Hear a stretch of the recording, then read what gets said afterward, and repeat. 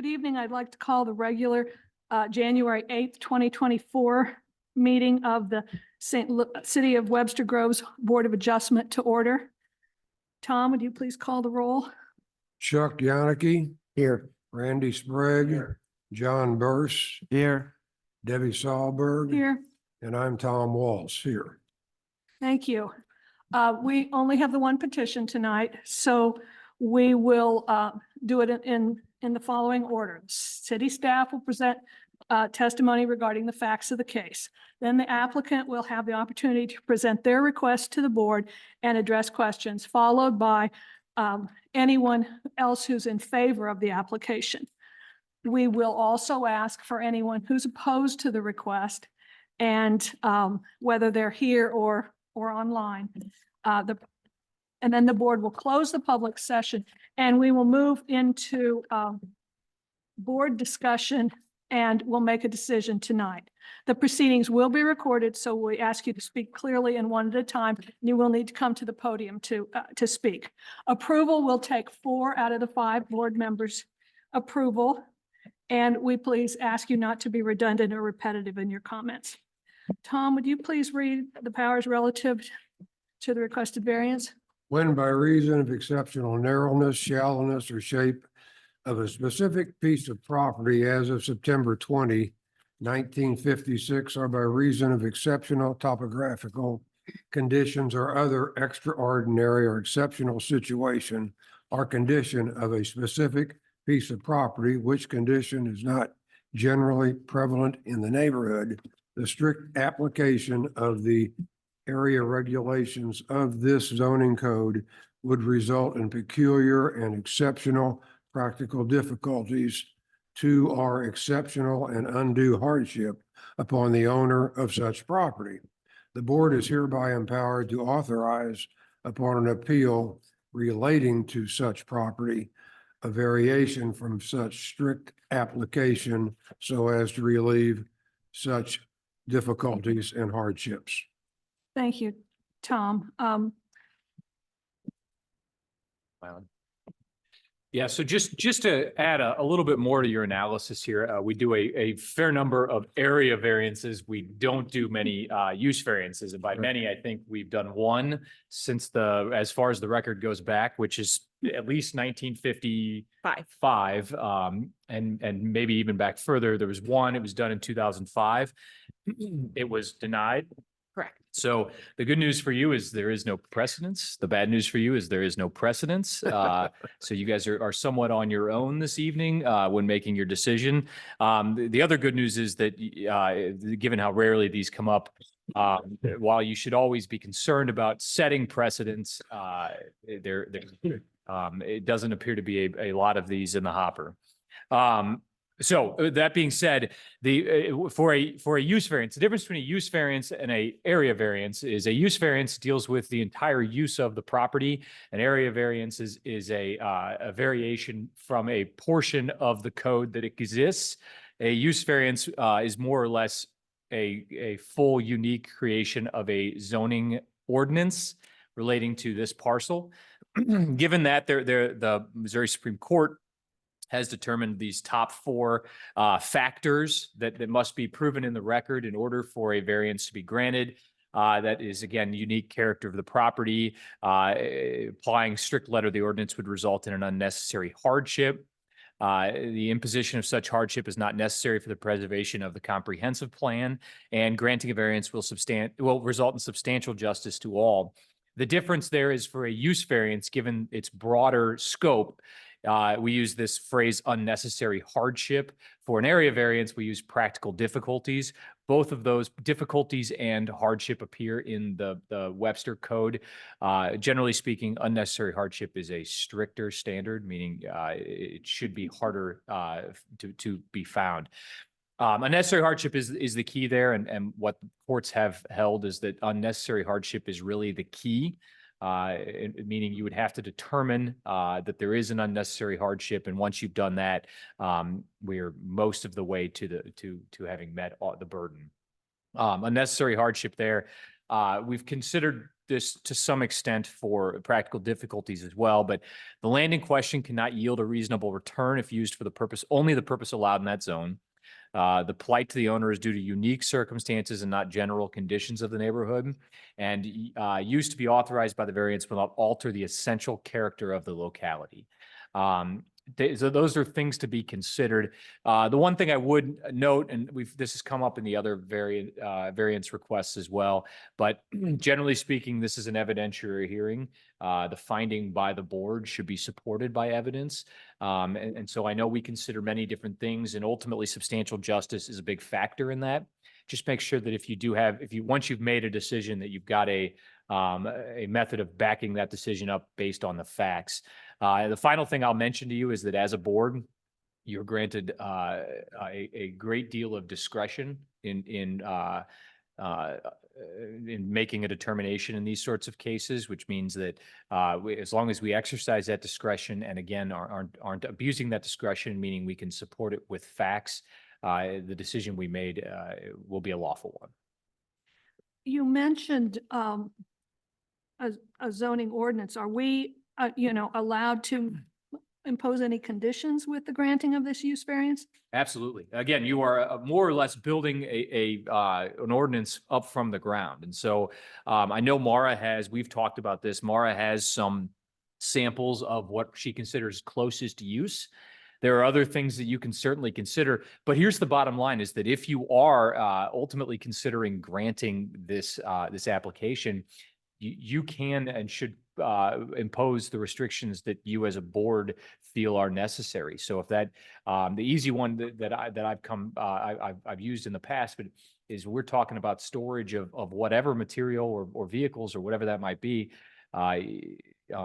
Screening can be something you consider. What type of screening is, again, up to you. We can use things that are in the code for other zones or zoning uses, or we can use different things. Again, the use variance is unique in that it isn't contemplated by the code as it stands. And so, sometimes this is just a use that would be allowed in another zone that they're asking to be allowed in this zone. This is not a use that's allowed anywhere as it stands per the code. And so anywhere in Webster Groves would require a variance. And so it's not necessarily something that will be completely contemplated by the code. So Okay, and we can feel free to ask be the creative. planning director why this use would not be allowed for her opinion, or why the code is, when we get to that point. Of course. Yeah, I would suggest we do that in the evidentiary. Does anyone else have any questions for the city attorney before we move on to this request? Feel free to save them and ask them later Okay. too. Yeah. Okay. Tom, would you please read the variance into the record?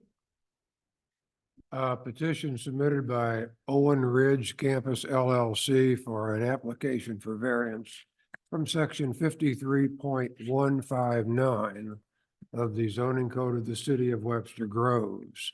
The applicant is requesting a use variance for an automobile drop lot use on a compacted gravel lot for 350 cars on the property. Property is located at 405 Marshall Avenue within the E Industrial District. Thank you. Mr. Bontrager? Begin putting on evidence, we would ask that exhibits 1 through 9, which are listed here, which include the PowerPoint that will be presented to you, be included in the record for the purposes of this hearing. Thank you. We would call Mara Perry to testify. Would you please raise your right hand? Do you solemnly swear that the testimony you're about to give is the truth, the whole truth, and nothing but the truth? I do. Thank you very much. Please go ahead. Could you please state your name for the record? Mara Perry? Are you employed by the city of Webster Groves? Yes, I am. In what capacity? Director of Planning and Development What are your duties in that position? to administer and execute zoning regulations. Through your work with the city, are you familiar with 405 Marshall Avenue? Yes, I am. Is that within city limits? Yes, it is. In which zoning district within the city is that property located? It's in the E Industrial District. What is the applicant's request in docket number 2405? The applicant is requesting a use variance for an automobile drop lot use on a compacted gravel lot for 350 cars on the property located at 405 Marshall Avenue. Which municipal code sections apply to this request? So primarily the code section is section 53.159, which is the use table for commercial, industrial, and planned districts. You'll see here, I did the first page of the use chart. And at the top of the use chart, it has permitted conditional accessory uses are found in the chart below. And it has a little bit more information about storage within side buildings in all of those districts. The chart itself has multiple pages of uses that are allowed as permitted or conditional within the E industrial district. Can you describe the existing conditions of the property at 405 Marshall? Yes. So this is located within the Owen Ridge development. The Owen Ridge development is an industrial development that has a series of buildings that had been built in prior years that hold different types of office and industrial type uses, light industrial in most cases. The property at one point in time was one very large lot. A few years back, due to the sale potentially of one of the particular buildings and lots, it was subdivided for the potential for certain additional lots to be developed. The property itself many years ago had environmental issues on the back side of the property. And so there was an area, Side, which direction? sorry, north side. Okay, thank you. Farther north, there was an area that had been rezoned to potentially do multifamily at one point in time. There were environmental issues with the land. That element was repealed and the entire area was moved back to being just a industrial zoning of the development. The lots were split off, and this particular lot at 405 Marshall was split off from the building to the west of it and the lot to the west of it. There's also a lot just to the northwest of it that was being partitioned off to include MSD stormwater location. And on the slide that you have in front of you, it has the part of the a survey of the lot that was done in the last couple of years. But there is a full subdivision plat that was done, and in your packet, you will also see an aerial photograph. Can you explain the variances requested? Yes. So the request is for a use that, and I'll go into some other slides to talk about my review and determination, for a use that is not listed in the code as either permitted, conditional, accessory in some way. And so the request, which is in your packet, includes asking for this compacted gravel lot that would be used to drop off new automobiles as a storage area for a completely off-site, not located within this development or in the near vicinity for potential automobile dealerships. The request would include having employees on site to help transport the vehicles. They had said that they would fence according to any city regulations, what would be needed in terms of any fencing that would be needed around the lot.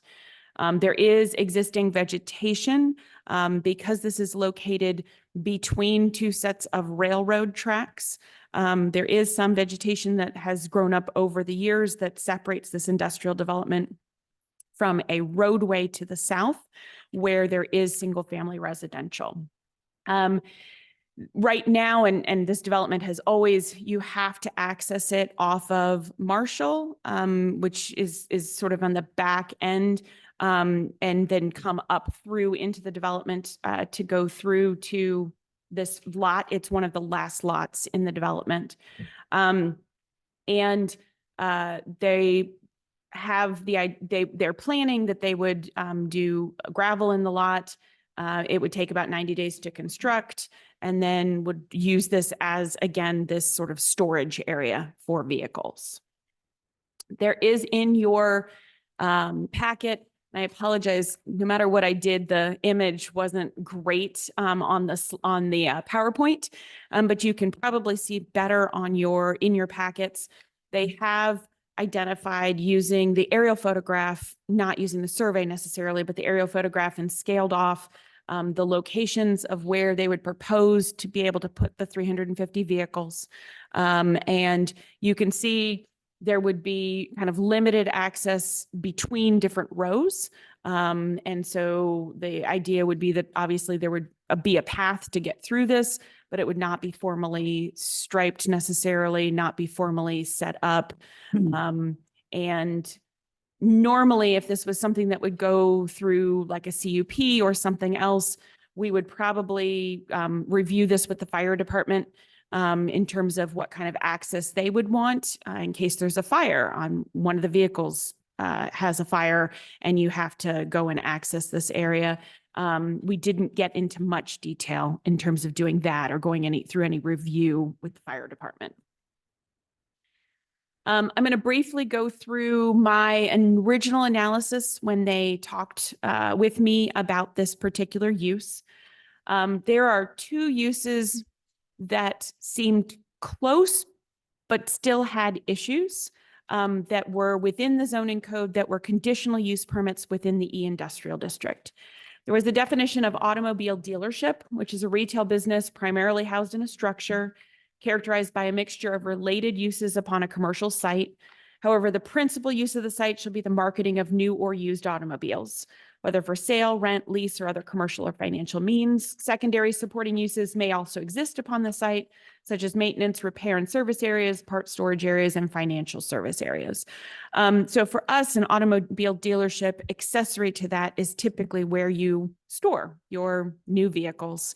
So for us, it was really accessory to this, and there is no plan to have a structure on the site.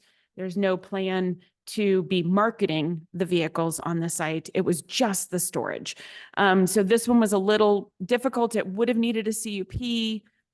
The Plan Commission probably would have had to have talked through whether they felt it was a proper use for the CUP because it didn't really fit with an automobile dealership use. The other use that was in there was there's a CUP in the industrial district for an accessory parking lot. An accessory parking lot, by definition, simply states that it's basically a place where you can park vehicles, whether they are for the use on the same lot or within 300 feet of a lot. Again, in this case, this accessory parking lot is not going to be 300 feet within the primary use, which is the dealership that would be selling these vehicles. They're just storing them. So in the same way, there probably was going to need to be a question of, you do a CUP for this, but do you need multiple variances on top of that because it's not within 300 feet? And it's really still not necessarily fitting the use that they're asking for, because it's not really a parking lot. It's, again, just storage. People are not going to be going there and parking cars. The cars are being stored there. In addition, under the development standards for accessory parking lots, it is required that you have to pave the permitted parking lot with bituminous, concrete, or equivalent surfacing, clearly marking and containing entrances and exits. Again, the request was not to pave this area. And I believe that the equivalent surfacing can include an engineered gravel surface, but it would have to be a more formal engineered surface, and it would have to be marked in some way. So those were the two uses that we initially looked at as being the closest possible uses to what was being requested. I did want to make a point of letting you know about some of the other performance standards that are in the E-Industrial District that might be elements to discuss should you be considering approving this as the use variance. Our E-performance standards include two different things. One is related to visual screening. It talks about what kind of visual screening when you're adjoining residentially zoned property. The odd part of this particular piece of land is that it is technically adjacent to single-family residential, but that adjacency includes an interior roadway to the industrial development, a landscaped area, number of trees, a set of railroad tracks, and then another road before you technically hit, that the roadway that is adjacent to the single family residential to the south is zoned single family residential. But again, there's kind of a buffer or separation between them. But there is a visual screening requirement in the E industrial district. We also have outdoor storage is not a listed use. There is a section in the performance standards that talks about outdoor storage that might be accessory to a permitted industrial use, and talks about the fact that storage of, and it talks about derelict and inoperable vehicles, but it also talks about materials and equipment. So any materials and equipment for a use in the industrial district in here talks about it has to be in a fully enclosed building or in a side or rear yard. And again, there's going to be no side or rear yard necessarily to this because there's no primary structure to help define where this side or rear yard would be. So screened by berms, dense vegetative plantings, site-proof fences, or masonry walls, or combination of these materials, so that the materials and equipment are not visible at the grade of the nearest adjacent street and or property line, which has a lot line on a public street, abuts residential or commercially zoned property, fronts on a private street across from residential or commercially zoned property. So again, it's fronting on a private street within the development that technically fronts residentially zoned property. However, again, there's a railroad track in between. There were a lot of complexities to trying to figure out how this best fit, whether there were performance standards that were applicable. And so that kind of covers, I think, all of staff's analysis. Are there questions? Is this business or the cars that are going to be dropped off, are they from one dealership or one brand of car? Are these people collecting different Fords and Hondas and So whatever? in it'll town? be a question for the applicant, but just know that the applicant in this case is the owner of the property, not the owner of the business that would potentially use this lot. So sometimes we can have, like sometimes with our CUPs, a owner of a particular business who wants to go within a particular piece of property is the one who applies. And then it's personal to that very specific business. In this case, as we were discussing it with the applicant became the owner of the property because the use would then carry, should it be approved as a use variance, would carry through on this property through potentially different tenants. So they would have the ability that it could be different dealerships. If one was approved, it wouldn't have to be specific to. Single business. And worthwhile noting on, just to follow up with that, is that when we grant variances, including use variances, we are granting a permanent variance that is pertinent to the land. And so as long as, one, it hasn't been abandoned, and two, it is lawfully operating under the use ordinance that we've created, it will continue to be usable under that ordinance forever. And that would apply in this case as well. Yes, And what is the period of abandonment? 6 months. So Art- along those lines, I'm going to stop for just a second. Our zoning code has a year. Okay, a year. All right. along those lines, should the operation of this lot shift to a different kind of not related to the storage of new vehicles, a tow lot, for instance, can the city claw that back? So the creation of the ordinance must be, I mean, it can be specific as to a use, or as specific as it can be. But realistically, if the use of the land is still complying with what the ordinance says, then they are still in compliance, right? As long as they're not in violation of whatever we've Use. created, it can be used in that fashion. Even if it's not, even if it's something that's adjacent to what we were considering here, as long as it's still being used as the use variance would grant. And of course, the use variance does not preclude the use of this property for any of the permitted industrial district Correct. uses. Correct. I have a question about the compacted gravel that's proposed. Is that a dust-proof surface? I would ask the applicants what they were proposing. Okay.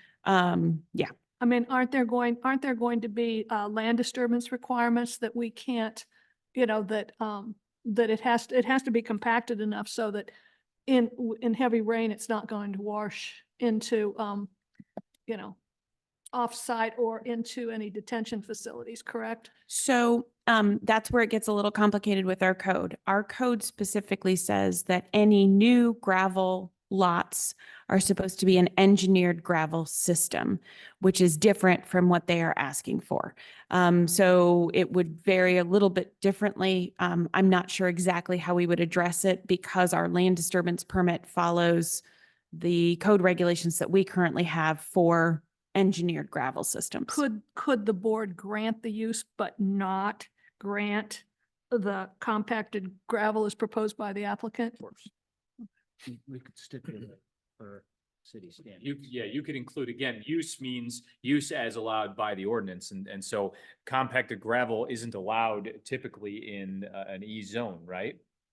Correct. And so it could be, this has to be the same surfaces that are allowed in E zoning. Just because it's a use variance doesn't mean we change that. Is But that- go ahead. Mara, could we, to go along with that, I mean, could we, if it goes to compacted gravel, can we specifically say in this that it has to meet certain standards, city standards, that sort of thing? Make that a requirement? Yes, there are things that you could do to make that requirement. You could also limit, again, we didn't talk with the fire department. Sometimes we have sort of fire areas where that area has to meet the ability to hold the weight of the fire truck. Oh, yeah. But other areas can be, just a general compacted gravel. So it might be that you could do like a half and half, where you could say, well, certain areas per whatever the fire department might require would have to have that sort of access. Then that would mean that anything that does gravitate off of the compacted gravel surface will first get to their own private sort of access point and not migrate off of the site. But to go along with that, in terms of fire access, I mean, one of the things that they come back with, the fire department that is that they need certain clearances Mhm. to get their equipment in and out. So that's got to be something that goes that far. That's something that we'd have to address, I would think. Correct. Well, we're not going, will the plan, assuming this variance is granted, will the plan commission review a site plan for this? No, they would not review a site plan for this because it's just the straight E industrial district. But But will staff would review it. Staff would review it. Will this require a major land disturbance permit? I do not, I did not go into the numbers to figure out exactly what it would need. I would say it would be a minor land disturbance versus a major. Even though it's 3 acres in size? Yes, typically it's when you're adding a certain percentage of the new impervious. But I'd have to talk back through with MSD about their, whether there would be something that they would require. Typically, if it's the gravel, they wouldn't necessarily need it.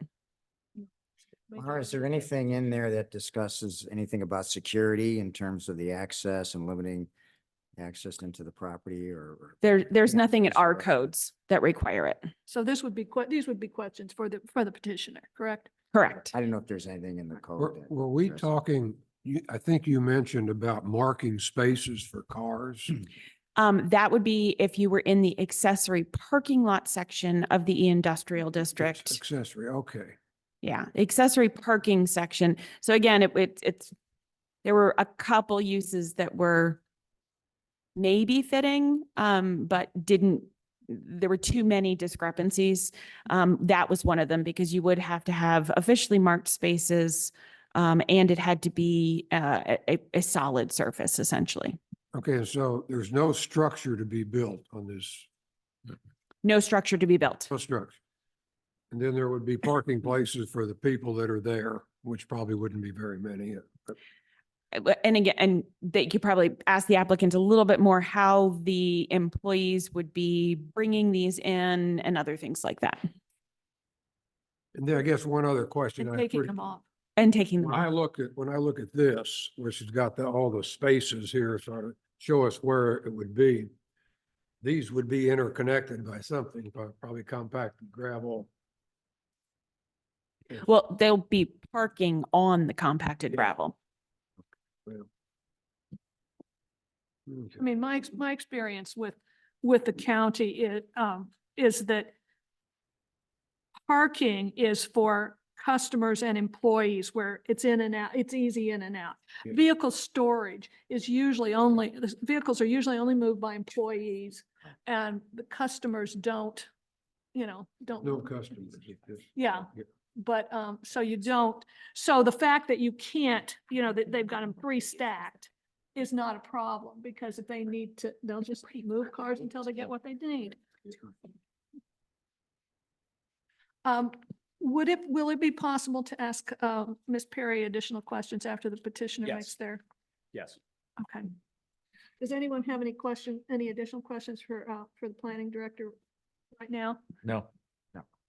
None. Okay, who's in favor of docket 2405? Please come to, Okay, well, okay, you're going, no, I thought you were. come to the podium. You need to come up here and do your, okay. All right, so I need you to raise your right hand, state your name, and do you solemnly swear that the testimony you're about to give is the truth, the whole truth, and nothing but the truth? I, Todd Spitzer, do. Thank you very much. Please go ahead, Mr. Spencer. Okay, good evening, members. So I represent the ownership of Owen Ridge Campus LLC along with my colleague Jason. I'm here as the asset manager in capacity of operations and questions of that sort. If they're technical related to the development construction, that's his wheelhouse. So I just wanted to throw that out there. And then I guess, my relationship, our relationship overall with this campus is Owen Ridge campus, we do also own, the commercial buildings on this campus. So we don't just own the 3-acre lot here. There's another 5-acre lot we own. This is the 3-acre lot. So the relationship of Owen Ridge campus is very much tied to this lot and what we're proposing. So you're in essence representing a potential tenant with this Correct. request? Okay. Yes. Yeah, as it was stated, as the owner of that land, we're seeking the variance for the owner of the land and not potential tenant who would be leasing it on a annual basis. That's correct.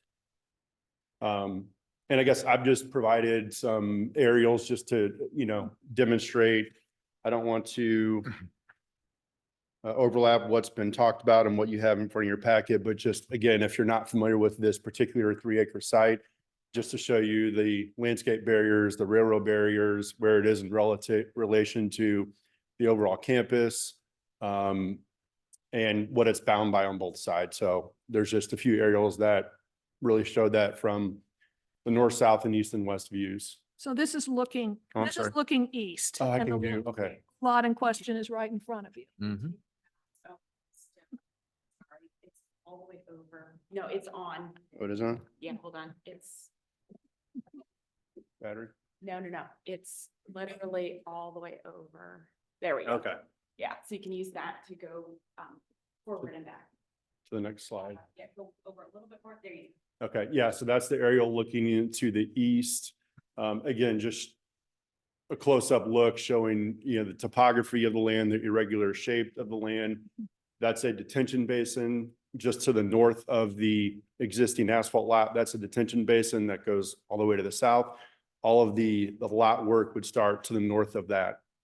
So when I was out there Friday, I could get to the edge of this asphalt area, and and then I'm looking from my vehicle towards the site, correct? Correct. That's correct. I guess it's looking east. When I say north, I mean plan north and south, but yes, Mhm. that's looking east. And again, this is just looking from the opposite direction back to the west.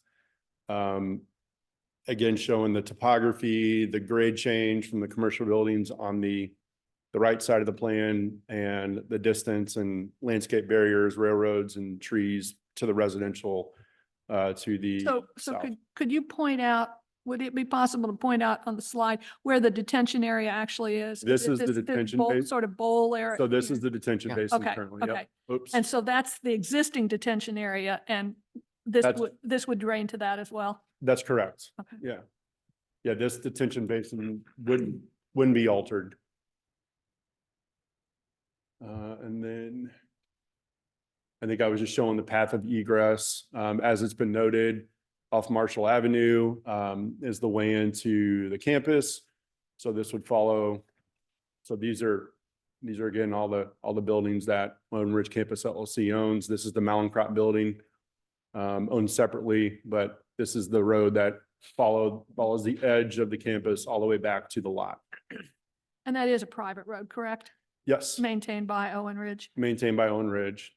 And I think it's noted, but there wouldn't be, car haulers and carriers back here. These cars would be It's- shuttled yeah. in. Oh, okay. So where will the will the carriers unload?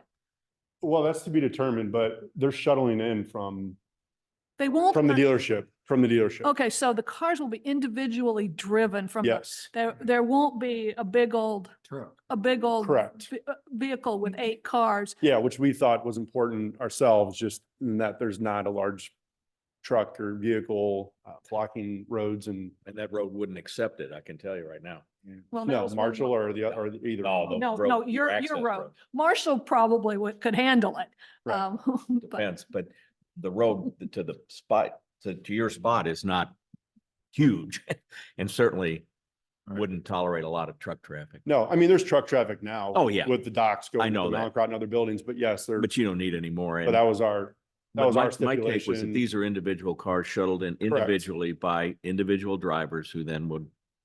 That's correct. Employees, boy, that's Employees. what we, Yeah, that's I what- meant to say thought- employees. I Yeah. apologize. Yeah, you're right. Driver employees. Driver employees. employees of the tenant. And I believe that's it. And that is, Okay, can I you just- tell us a little bit about the compacted gravel? I'm gonna bring up Jason to do that. That's Okay. Okay. Jason, I'm going to need to swear you in as well. So if you raise your right hand, do you solemnly swear that the testimony you're about to give is the truth, the whole truth, and nothing but the truth? I do. Thank you. And please give your full name. So my name is Jason Thorberg, so I head up the development for Bamboo Equity, who is the ownership representative of Owen Campus.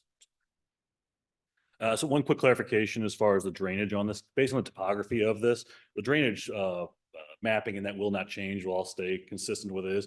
Given the topography as it tapers off down to the east, we would not be pushing water back uphill to the detention basin. We'd keep everything with going in with it back with an pervious gravel and otherwise. Everything should still infiltrate in the same manner as it does today. Okay. Based on the topography, it's about a 10-foot, I want to say, drop from that detention basin to the far eastern side of the site. And having looked at it as best I can, it looks to me like the drop off from the area you have is into more of, it's almost a ditch area. It's around the railroad tracks that are elevated. Mhm. So you're basically would be draining into an area that is bordered by railroad tracks Correct. that are on a high footing. Correct. Okay. Plan is to minimal topography change on it, basically smoothing it out, clearing out the scrub and that's grown up over the years in the center of the site, but leaving those, I'm gonna say, thick tree bands and that around the perimeter intact to maintain that screening between the residences and the industrial further to the north. That was my question is about the trees that are there. So what's the depth from the railroad tracks to sort of where you guys would start? How much would you have to clear? Yeah, I sort of bottom line. Yeah. From memory, I want to say from the tracks over is in excess of 50 feet. So can you go back to a slide of the site? Yeah, And of course, we don't have scale on So, the slides. We don't have a scale, but looking at the scale of the map here, Mhm. judging by parking spaces, from the tracks to where we are is probably going to be in the neighborhood of 75 feet off from the northern tracks here. Right. And the southern tracks, our plan would be to get rid of this kind of scrub that's grown up, but leave the depth of these trees, until about this point here. To leave all that. And again, eyeballing that, is probably in the neighborhood of in excess of 40, possibly 50+ feet. That's good to know because the drawing that we have Hard to tell. suggests that it comes a lot closer than 40 or 50 feet. Yeah. Just eyeballing that, yeah. We would, like I said, maintain this. Because the other part is, topography changes the closer in between, topography changes as well as trying to maintain those trees in their shape. We're trying to minimize that grading there. If it gets to a point where it's too steep, it doesn't make sense to do the grade changes to historical So waters. if I can ask a question, are you going to submit then to the city your documentation as to how you're paving, what you're doing there in terms of specifications of compaction? Yes, Are you going to show a drainage layout where drainage will then go back into this existing drainage area? I mean, are you going to provide the city with all that information? Because it's going to be, they're going to review it. It's not going to go to the ARB. It's not going to go to any other. yeah, we will go through the full land disturbance process with the city staff and otherwise, with civil engineer to ensure that we're You have meeting a civil, requirements. you have a civil engineer? We're not on board yet, Okay. but we will engage them in order prior to submitting for permits in that Okay. city. So All right. as far as compacted gravel, typically what we've seen in these and by other previous other places and otherwise industrial similar dropout uses, about 8 inches of compacted gravel. And when you say compacted gravel, what type of gravel is it? Typically it's Are we talking crushed limestone? Are we talking river rock? What are we talking? crushed limestone. Crushed limestone, which is But- not a dust-proof surface, Is that correct? a 3/4 inch minus or what are they? Probably 1 inch minus. Okay. What would it look like? Sort of like the Katy Trail? Kind of, a little, yes, yeah. Probably good. What if we said on the screening, so let's just take a number. Let's say we want from the railroad easement, and I'm really more concerned along toward the residential. I don't care. And say we said, okay, you're good to go, but we want to have a screening of trees from the railroad easement inward in your property of say 40 feet. Is that doable all along the track, or say it's 20 feet? I mean, I'm We're not, talking the southern track, not yeah, talking the not tracks that not the are northern along track. Pacific Avenue, To- the residential side. To leave, because if not mistaken, we have the row of trees that's on the south side of the railroad tracks, then the railroad tracks, Right, and then the additional trees that are currently in place that we would leave in place as well. but if the board were to say, well, we still want to keep those trees along those railroad tracks, And to keep 20 feet per say se. 20 feet or 30 feet or something like that. Yeah, Yes. Because Yes. it looks to me like you get a little tighter maybe up toward the west end of it, where your current development, well, we wouldn't be worried about that. We would, because that's. If not you what see we're dealing with. Yeah. the southern edge of pavement, where the blacktop ends right now, Mhm. that would be, if you kind of followed that arc around Mhm. along with the property line, that would be as far south as we would intend to go with keeping that spacing there. If that, I don't know if I explained that correct. Maybe so if, So the pavement is X number of feet from the railroad tracks. Yeah. And you're not proposing to have parking or any of the parking of the vehicle storage area any closer than that, following a Right. curve following the. correct. railroad If that was pulling a number here without having a scale, if that was 20 feet right now, we would follow with a 20-foot, no closer than 20 foot. I think it's as the more, I radius. think it's more than 20. feet. I believe so as well. But, I mean, maybe it is only about 20 or 30 Wait, feet. You can make that a minimum, I guess, requirement. What about lighting? Will this be lit? Yes, Will this be lit all night? I believe, I think the intentions are to light it. Come on up and. Yes, yes. None of this from the audience. Okay, please raise your right hand. Do you solemnly swear that the testimony you're about to give is the truth, the whole truth, and nothing but the truth? I do. Thank And- you. And we do need your name. Yep, please. Tyler Hyde. I represent the potential future tenant Glendale Dodge Chrysler Jeep Ram. They just So- don't have enough space down there, huh? They are busting at the seams. So the question again, The question is, the light, will this be lit? What height is of the light standards? How much lights will you provide a lighting study? So we make sure that this is not, impacting residents or or anyone else? So the intent would be we'd go through the typical permitting processes with that, have the light, the photometric studies to show that we're not having any light bleed off-site or Okay. otherwise. Okay, That would be part of your package you would submit to the city. Correct. okay. Right. But it will be lit. Will there be any signage for this other than informational signs for employees? No. No. The only question I have is if you go by there, there is vegetation there, no question. But in the winter, it's useless. I mean, I look directly at your site from the guy's front yard. And there's no guarantee that the Burlington Northern Santa Fe is going to not knock down a lot of stuff along their roadway. They have every right to do that, and they don't have to come to us for permission. So my question is, have you thought about whether you would want to plant, as I believe one of the suggestions was in ordinances, some evergreens there that would ultimately provide some long-standing clear blockage of this area rather than depending upon the whims or whatever of the Burlington Northern Santa Fe and not having to deal with winter?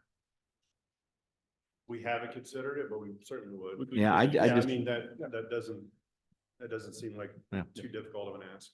What kind of, are you proposing security fencing? Yes. How tall? Will there be barbed wire? What type of fence? So no, we haven't really looked like fully into what type of fencing. I think it was more of, what code calls for and what we determine as the highest and safest route for everybody. Okay. Is barbed wire permitted in Webster Groves? So technically barbed wire is not permitted in Webster Groves. However, there's been the whole conversation about the state's change to the codes and safety and security. So we'd have to debate that. I mean, again, industrial usually allows a much taller fence. You can usually go up to an 8-foot. Right. And in most cases, it's not necessary to put additional barbed wire on top of an 8-foot fence. Maybe I missed it in this whole thing. Do you have on-site security at night? No. Okay. That is not the plan. That's why they're proposing lighting and No, fence. well, you can have both. Right. If you got 350 cars, one guy in a shack isn't going to see them all. So I understand the lighting, but there is no individual there as well at night. Correct. That Okay, is not fair the enough. plan as of now. Okay. And no big, hail roof that comes up. No, unfortunately not. Yeah. I'm You're sorry, stuck with sorry, that, yeah. I digress. Yeah. So you are gonna have security that is there every day at some point, or work days. They'll have employees in there daily, multiple times a Yeah, day. but But there are no structures that they'll have? No. And they're not renting another building or anything, or using space in the rest of the facility? No. So here's the big question, because we're going through this as a use variance because we don't have a use that fits. You heard us talk about accessory parking lots. Would it be an option for some portion of another piece of the campus to be used as an office space so that this could be considered an accessory parking lot adjacent to that use? So yeah, I mean, it's Glendale is a very busy dealership. They do a lot of business here in St. Louis. I've been working with them for a number of years. We've always been on the look for more space for them. So the fact that, they have additional ground here, maybe at one point we can actually add some type of a light maintenance and body shop on this site and actually call this an ancillary use to the parking lot. But that's not currently in the plans. No. And that would not be, we would not be granting that with That's any not- use variance. Well, that would be a separate part, but I asked the question, I actually have another couple questions, but because the idea is that we're looking at granting a use variance for property that it would be otherwise less usable Mhm. for standard purposes. And so the question is there a more standard purpose that does fit? So my next question is, obviously, we've got an owner and a lessee or a tenant of some kind. Is the intention for this to be a long-term deal? Yes. So, Yeah. so we've looked at, through the years, other potential opportunities on this site prior to Glendale coming Mhm. along and having interest in the site. And just given this, the shape of the lot and everything, the numbers have never penciled out, unfortunately. You've had other people who have, maybe not even put in a bid, but looked at the property. We've gone as far as, yes, looked at a user, put up a 10,000-foot building and use the rest of the lot as its intended use, zone D industrial, and just like Jason said, cost prohibitive. So it's fallen through. Okay. Yeah. So we've had other uses that that don't work based on the land. Right, which is why we believe this is the highest and best use for the site. Is there anything specific about that property that caused those problems? Anything you could put in the record that would help this board make a decision? What's unique about the property? Well, it's that- sort of hard to find. I mean, I think we've said, I think the irregular triangle shaped lot, the topography. By the time you the factor in grading you have to do. By the time you factor in setbacks and otherwise, given the irregular shape, doesn't lend itself to getting enough density on the site to be able to be economically feasible. Square footage is down, parking isn't available when you go too high, that sort of thing? Correct. Okay. But you got a retention pond there. You might have a water issue if you put buildings on it. Well, and I don't know. it's certainly limited, isn't it, for office or any, or a lot of other commercial uses because it's hard to find.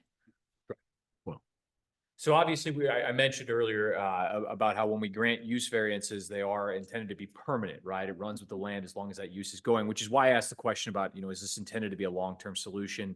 We're talking about obviously something like crushed gravel that isn't a permanent set, right? I mean, crushed gravel can easily be pushed around and then built on top of, right? Is this something where if a deal comes with a structure, somebody who's trying to build something there, that we'll be looking at changing the use of this property? I could never say never, just not knowing the future, but again, given the hardships that we've had in developing something in the past on this, we don't think that that's a likely scenario in the future. Okay. And if it does require, if the board does require a more permanent surface of some kind, I mean, you've heard that typically crushed gravel wouldn't be allowed in an industrial zoning. Is that something you guys are amenable to? I think that as far as talking with the tenants and that would be uneconomical as well for them. We'd be open to other materials potentially. Again, 3/4, we're open to, again, if we need to do some clean rock or other something, again, to help with your dust concerns and that. But by the time we go through the expense and cost of grading and drainage, because as soon as we start making everything impervious, now it's going to kick in Mhm. additional water quality and MSD requirements for detention Yeah, that MSD. currently don't exist on the site for this portion. Well, I mean, I'm not suggesting if we would approve it, that it couldn't be a pervious surface. I'm just concerned about crushed limestone as the top surface and the dust that could be created. Understand. And it's a big area of Mhm. crushed Yes. limestone.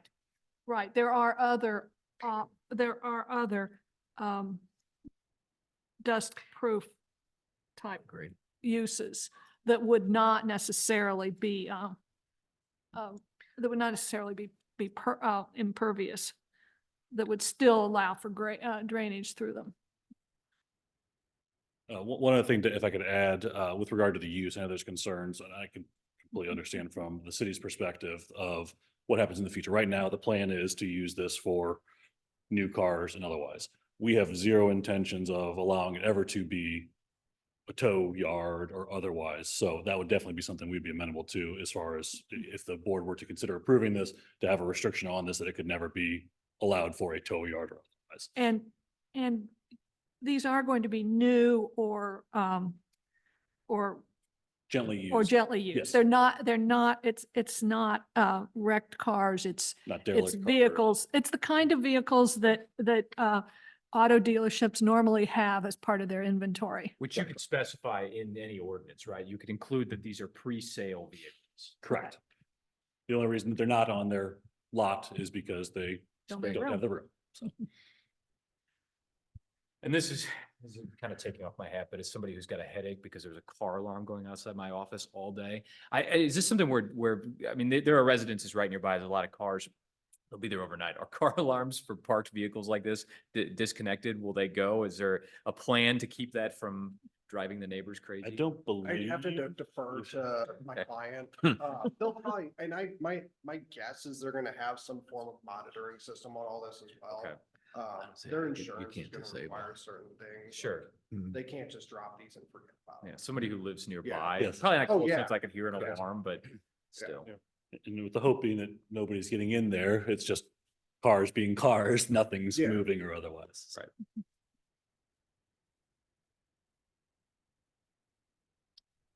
The only other concern I have is you got 350 cars there. I don't know, one of them's got a lithium battery that goes off.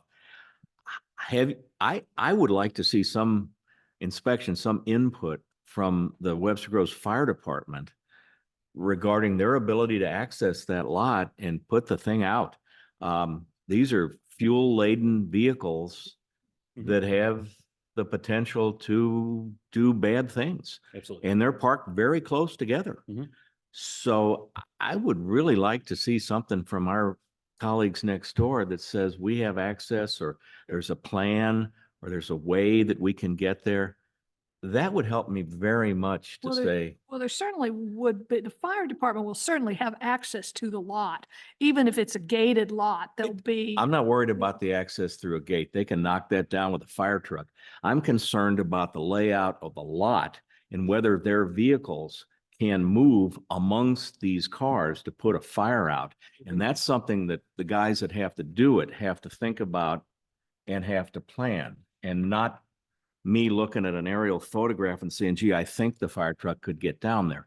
I think we need to know that from the guys who would be at risk trying to put these fires out. We'd be happy to be working. And with them in I'm just, I conjunction. don't think it's unreasonable, and I think they're gonna be very Absolutely. helpful. Yeah. But I think it would be really important to have that established, that we knew the design was adequate to provide that. Not And I would sure any necessarily- dealership Not does that. approving a site design. If we would approve this use variance, we're not approving this Yeah. site design. Well, The- that's, The department, the planning department will review Okay. the site plan. They will get input from both the Public Works Department as Okay, fair appropriate enough. and the fire department. So this is just a proposed layout. Conceptual, yes. We would work with Fair the fire enough. department to ensure that they had access, you know, Okay, the fair width for enough, the fair main enough. And, access. and primarily, I think what they're trying to show here is that this is not laid out as typical mall parking lot.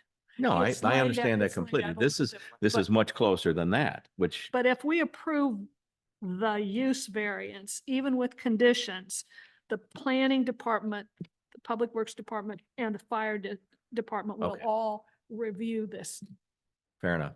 plan. Yeah, fair enough. Good. So review what your Point. proposal is on the surface. Again, I got lost in some of the different things you were saying. The, The Both on the surface. crushed limestone or. Oh, you mean the, Compacted gravel Compacted surface to compacted- allow the storage of worried these cars.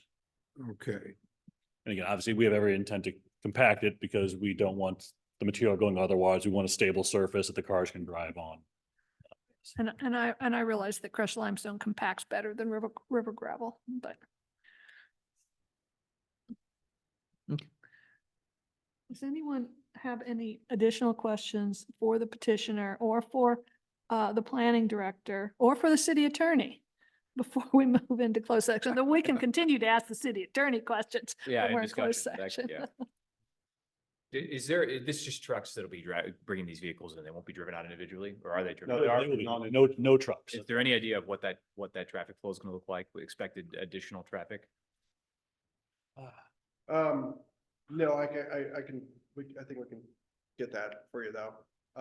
Well, but Typically what they would do is they when would. you get that for us tonight. Okay, yeah, so typically what they would do is they get shipments every day. They have them drop off at the dealership. Once they unload them at the dealership, that's where they're determining what inventory needs to remain at the dealership and what inventory is gonna go into this, I don't wanna say long-term storage. Drop but lot. this drop Remote lot. Yeah. Yep, Remote. That's what it is, sure. Yeah. yep, so they'll, Well, here, let me ask you this question. How many employees do you have that'll be shuttling vehicles back and forth? they're gonna have anywhere from 5 to 10. So at any given time, at most, 10 vehicles could be leaving that lot or Yeah. coming. Yeah, it's they take may take two minivans over and unload the guys, go grab some cars and Okay. drive them back. It I'm won't be a just- constant stream. So I'm just 5 wondering at if a there's, time. yeah, I'm wondering if coming up that street up from Brentwood Road and trying to get into the neighborhood. Well, I mean, because Peter makes a good point, because turning out of that northern entrance, Mhm. I'm sorry, the eastern entrance, the second one, is especially as it can be sort of a challenging, especially during rush hour.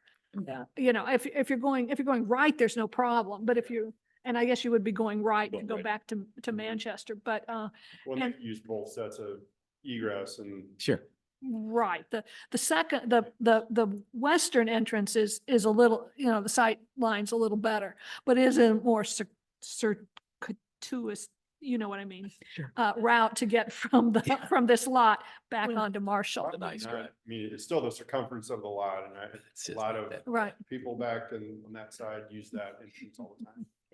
But your employees are gonna be doing this. Yeah. They're gonna be shuttling the cars. The customers won't be going back there. Correct. So No, Correct. no This is- customers on So- site.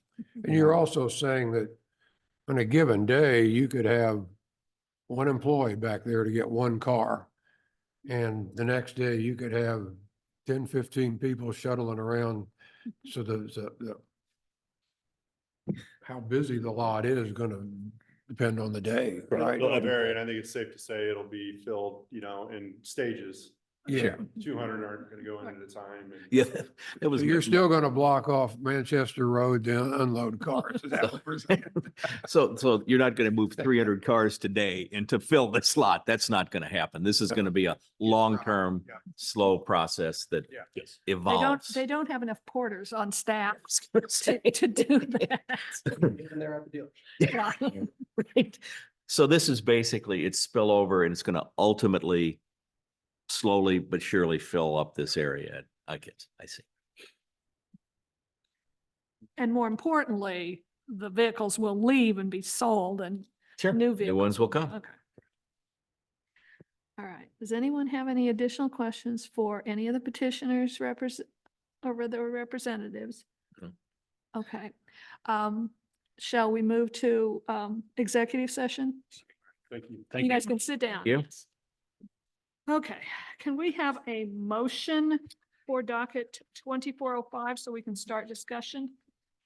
I move approval of docket 2405. So Debbie, I'm actually, I think if you don't mind, and I'm probably just stepping on your toes, I think we should have discussion. We close the public hearing, have discussion before we make any sort of motion. Well, the only thing was Robert's Rules of Order say you're not supposed to have discussion without a motion. That's why we started doing a motion. I- Not as an intent, but if The reason I say that is because the motion is going to have to include Gonna be some of much the more language that complex. we're trying Okay. to add as far Okay, as. all right. I withdraw the what mo- I said and on advice of on counsel, advice, yeah. we will start discussion. Violate Robert's rules of order. We will More throw of a them guideline. to the side, kick them to the side. Throw 'em aside. Robert's rules versus the attorney. That's right. The attorney is present. Yeah, if you can bring Robert in here, I'll talk. Right, we threw them away. Okay, so it appears to me that this is not a use that is permitted according to the Webster Groves zoning ordinance or a conditional use. And therefore, the request for a use variance does appear to be their alternative for use of this site. I wasn't sure I agreed with this, but after the presentation, that's my position. That in order for this, it's not like they're saying, oh, no, we don't want to go to the planning commission. I don't think they really can.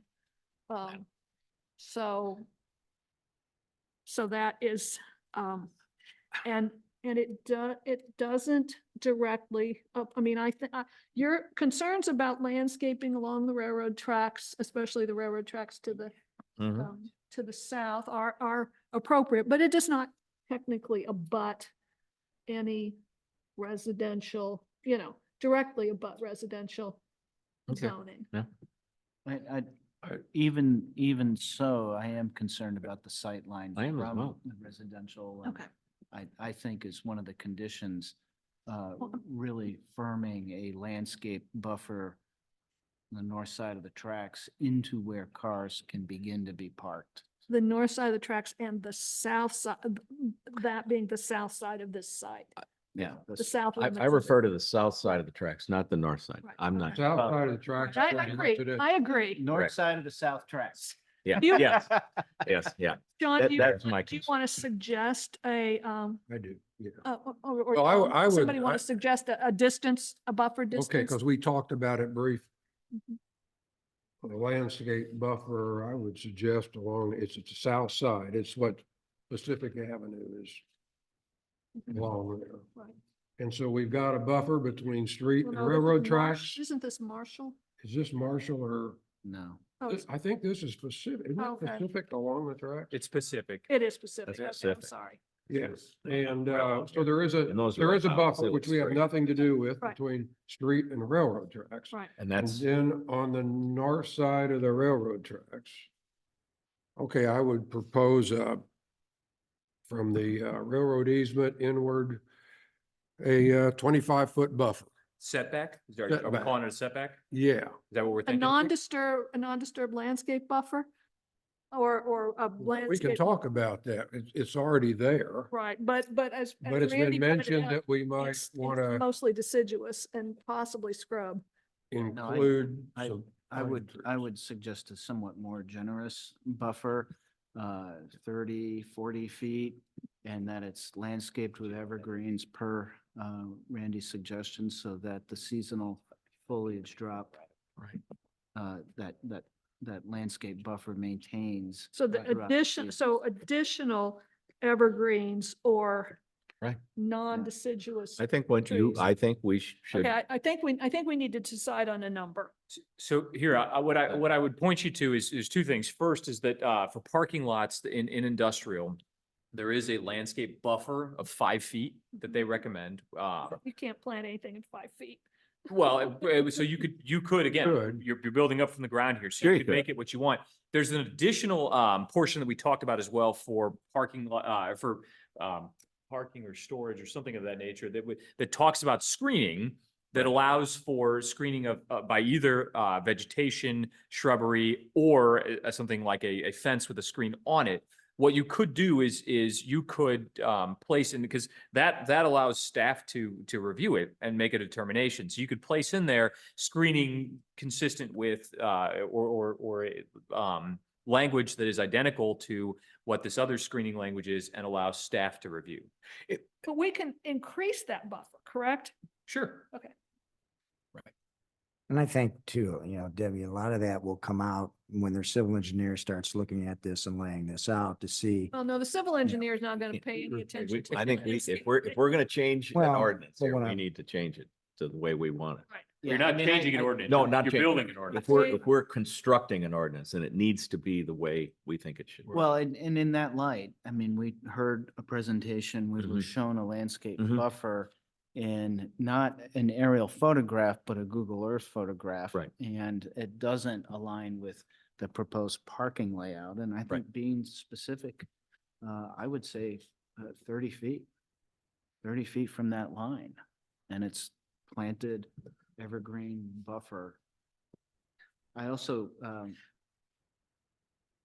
can I move on different conditions or I think Debbie, your point about the dust, whatever that permeable paving surface is on a windy day, when it's been really dry, there shall not be dust coming off that lot. I think the point about car alarms and noise is a really good one.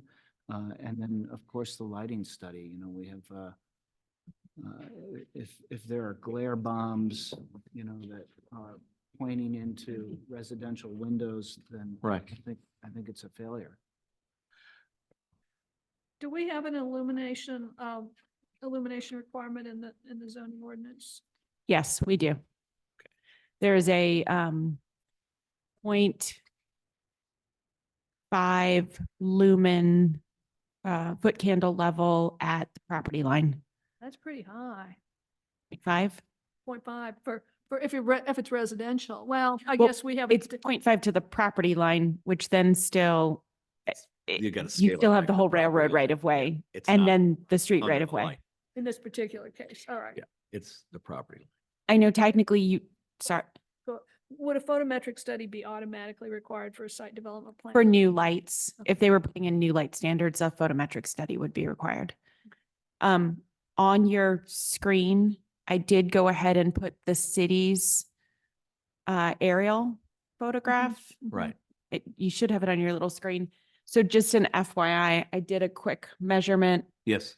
from the property line going to about where that roadway comes in, and you're right at about 30 feet. That's, So just wanted to give you Yeah. additional measurements that you didn't have before. And the railroad can't, they can whack the bejesus out of anything on their Sure. property, but they Right. can't whack, I mean, and they can literally cut it at the property line, just like Ameren does. you bet. But they can't take trees down on city property. Oh, without absolutely the not. city's They permission. only have control over the right of way. They have their right of way. Which is the right of way is what you can see Right. there, between the lines on either side of the railroad. Well, let's go back to the language that we were talking about on the buffer, because you know, I mean, the type of vegetation along there varies. So you don't need to plant things in certain areas, it looks to me like. But maybe you do in others, so that, and they've already got stuff growing, so we're gonna have them go through this wooded area and say, we gotta cut this tree down because we gotta put a. Well, again, you screen can here." allow Yeah. staff review, right? So if you have a screening that is stated, you don't have to say, hey, they have to plant and maintain trees every 4 feet along the entire property line. You can just We say just it use has the to word- have standard screen. Do you know what the language is but there has to be adequate screening, something of that nature. Right. That is. Okay, And I wouldn't propose to say it has to be a tree of this nature. I think it has to be adequate screening, and that's to be resolved That- between these guys and the city of Webster Groves. Well, and if it is in fact that there's a lot of deciduous, then the city could ask for additional plantings as appropriate That's and what you and work- lean towards evergreen. Exactly. Um, But I think that's Well, within the but we purview don't of need working to out of decide area. that I tonight. think, yeah, I don't think we need to call, but I think what we need to suggest is that there has to be an adequate barrier there per the And if we existing have- system. If we have a planimetric plan that shields light from adjacent property, and the fact that this is not, it's not the kind of parking lot where people are coming and going. I mean, certainly this time of year, there may be cars delivered in the dark. Oh, sure. Because Oh, yeah. it's dark at 4:30. But it's not like, if you're next to a business and everybody leaves That's at shining the midnight lights in and your. the lights are shining that's- into your bedroom. That's not, so we don't need, I mean, we want a buffer. We want a landscape buffer. We don't need a site-proof fence. Right. Because, So, because it's not going, because if we have the buffer and the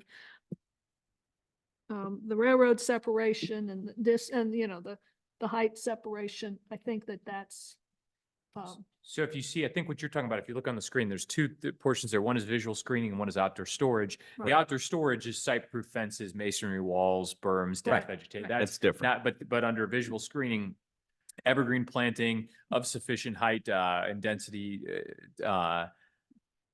to screen the industrial buildings, parking lots, and all necessary uses and structures.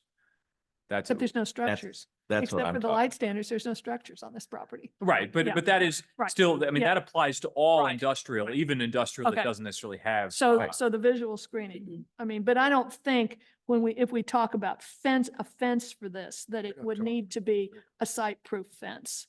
Because I don't think people are gonna be able to see in much, and I don't think, it's not like an active parking lot where lights are shining, It may take time for that landscaped buffer to mature. Well, it may be, but even so, I don't think cars are gonna be moved in the dark much.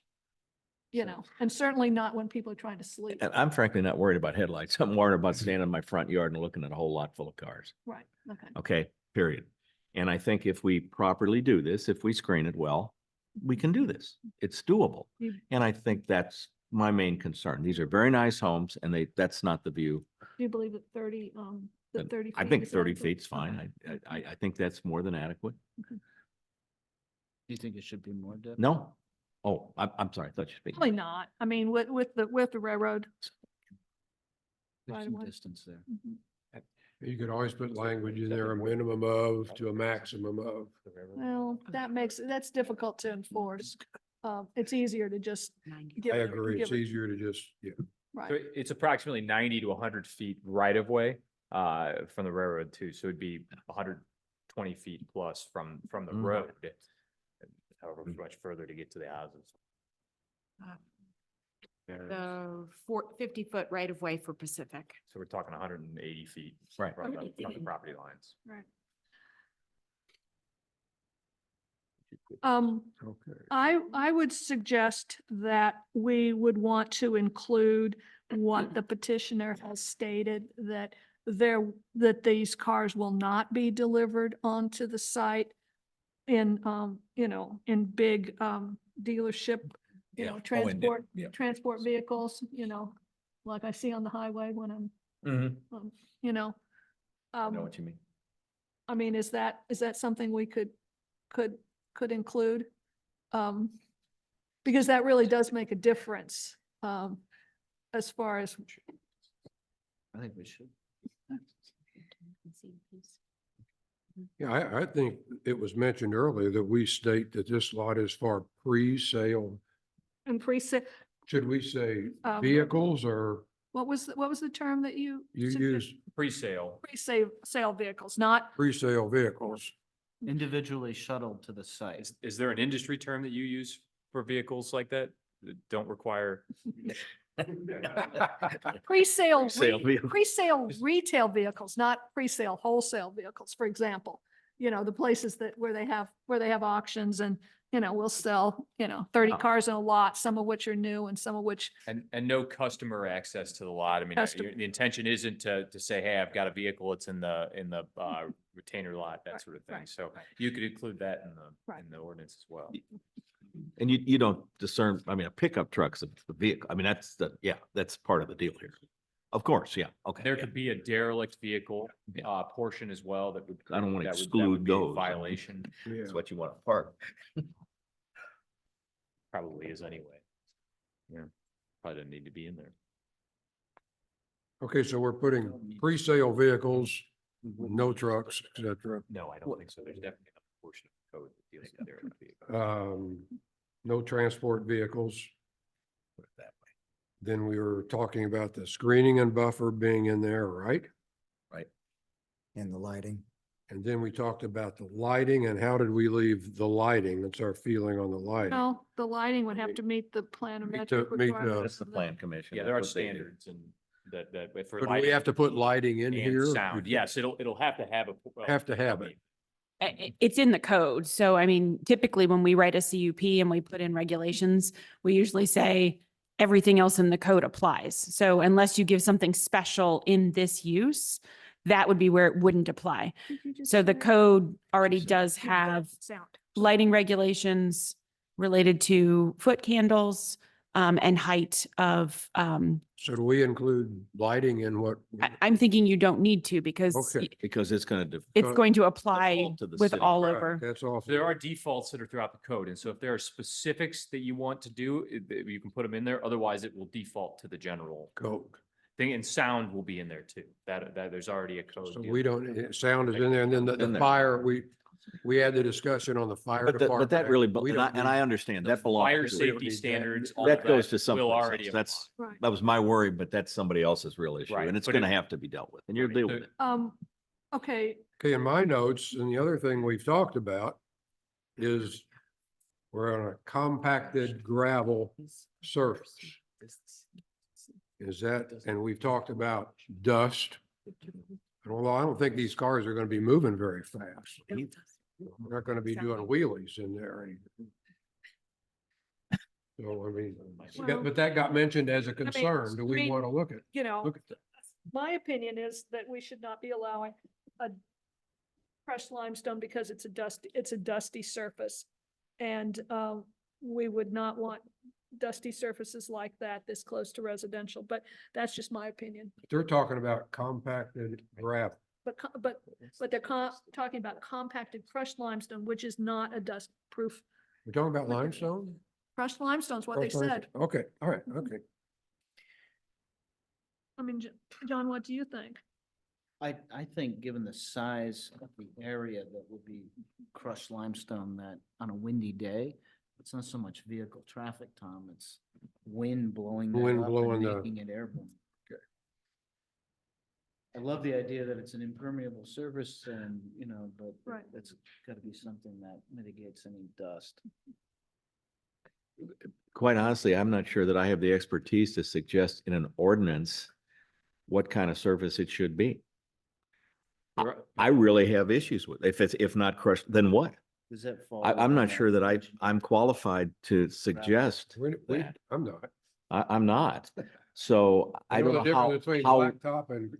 I just don't know how we deal with that, given that there must be multiple choices of gravel surfaces that I know nothing about.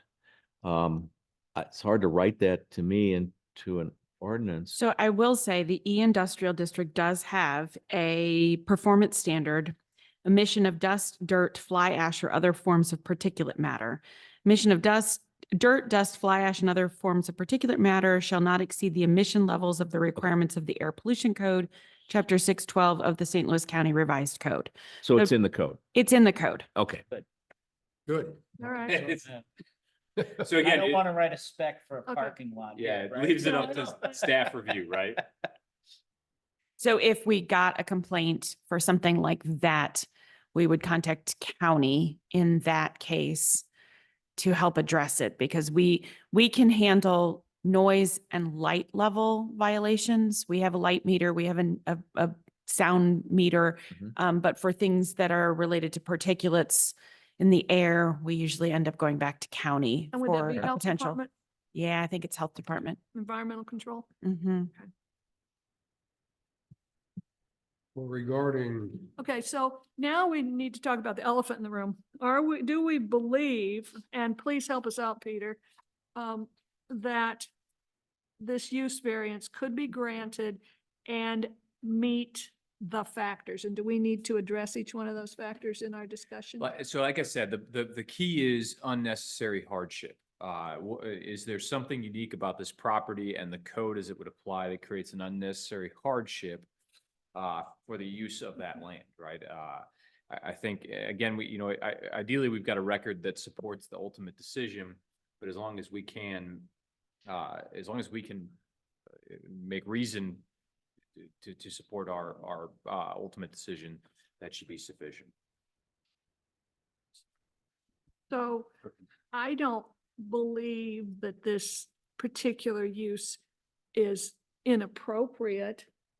I mean, it's not something that, we've attempted to, we obviously do not want lots and lots of remote vehicle storage lots in the city of Webster Groves. But this particular piece of property, given its access, its shape, its location between two railroad tracks is sort of a unique parcel within the city of Webster Groves. a hardship for use of the property, I think. It always already pointed out in previous discussion that to look at build a building there. Right. Is difficult. I think they pointed that out. Well, in and their I think the discussion. marketing of it for a use that would require a new building has been difficult. But So, it has been attempted, yeah, you know, it has been and attempted. without success, and now an alternative has presented itself. I mean, the Owen Ridge campus is sort of it's a unique situation in general, and then this particular piece of property is unique as well. There's not 10 other lots just like this. No. Yeah, right. And it is within industrial zoning. Right. So it's not, while there are neighboring properties that are residential. Right. They aren't exactly, adjacent, immediately adjacent. I agree. Well, I'm inclined, based on the testimony we've received, the information from the planning director and the city attorney and the petitioners, I'm inclined to grant the use variance for this particular site, finding that it is, that due to the nature of the zoning ordinance and the particular piece of property, that not granting it would be an unnecessary hardship. And I'm tending to agree with you at this point.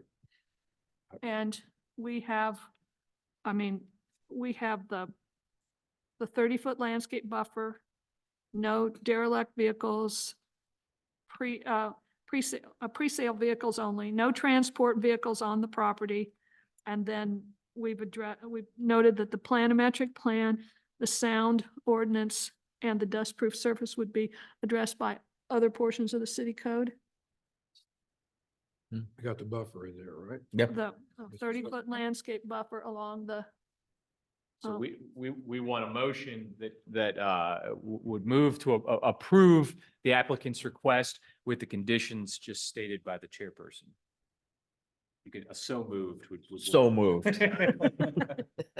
And seconded. okay. So we're voting on granting a use variance with the stipulations That we in have it put forward. that we have discussed. Most of which are within the code anyway. Mara, is there anything else that you would like? Any other direction you would like from the I know board? you discussed no customer access, if you wanted to add that. Okay, no, right, no customer Yeah, access. I would, if I could modify my motion, I would add no direct customer access. Second, your modification. And the fact that they're not going to have any signage or any structures doesn't have to The be. sign code would otherwise apply. If we're not putting anything that allows signs, it won't be allowed. I would suggest that we say no signage other than directional or informational signs. Like they could say, private lot, for more information, call Glendale Chrysler Plymouth and have the phone number there, but not say accessory lot for Glendale Chrysler Plymouth, look through the fence and then Let's just put that in. I think we're agreeing that, informational and directional signs only. yeah. I would strongly add that to my No, motion. no business signs. Okay, so you're Yeah, amending your motion. I'm amending my amended motion. I suspect that, so advertising signs are sort of the key to the sign code. The other things, those are more health and safety, Yeah, it's- I- Well, a business sign is advertising what's on the site. Advertising sign is advertising something that's off the site. What's? That's, yes, that's fine. But there may be other signage such as, Right. property, Right. for information, this sort of thing, things like police officers may need to know. Keep out would be Right. acceptable. Yeah, I'm not But suggesting that doesn't apply. That's a health and safety issue. Right. Not And- necessarily. and I'm not even saying that they can't have a sign that says, for more information, call Glendale Chrysler Plymouth Right. or whatever dealership is storing cars on this property. Yeah, That's my point is I don't think the sign code would apply to those signs. Okay. They wouldn't be restricted. Okay. But we would want to say no business and no advertising signs. Yes. Okay. I think Okay, that would be what applies, right? You're the recorder. You're doing double duty. Yeah, there is a motion and Okay. seconded. And seconded. And we've amended the motion to Couple of times, include You've yeah. amended no it, customer access Yes. and no business or business sign. advertising sign. I agree. and I'm seconding the two amended motion. Okay. All right, are we ready to call the question? I'll call the question. No, are we ready to call the question? We don't have any other discussion and you don't think we've left anything out? Any obvious thing? Incorporate all previous discussion into the discussion for this motion. Okay. All in favor of granting docket 2405 with the conditions that have been included in the motion, please say aye. Aye. All opposed? Tom, would you please poll the board? Chuck Yankee, Aye. Randy Sprague. Aye. John Burse, Aye. Debbie Saulberg. Aye. Tom Walsh, aye. So your request has been approved. You will need to see city staff during regular business hours for your next step. And I would suggest that those regular business hours would not be tomorrow morning because I think she has a little bit of work to do on this.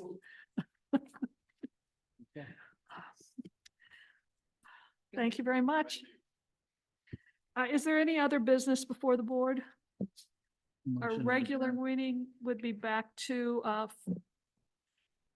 we meet, February 8th the February 8th is the second Thursday in February, or back to the regular meeting. And you'll let us February the know. 8th? February the 8th. Yeah, back to your regular time, and I have not seen any applications come in yet, but they would be due this Thursday, I believe.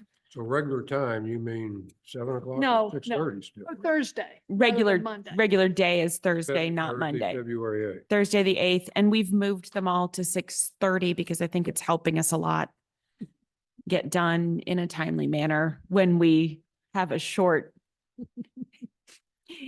area variance. Well, We're pros now. Gotta be easier than. it's dark, so we can have a meeting. So make sure you tell, are we adjourned? Do you want to adjourn? Motion to adjourn. So moved. All in favor? You can tell Aye. Glendale residents they got one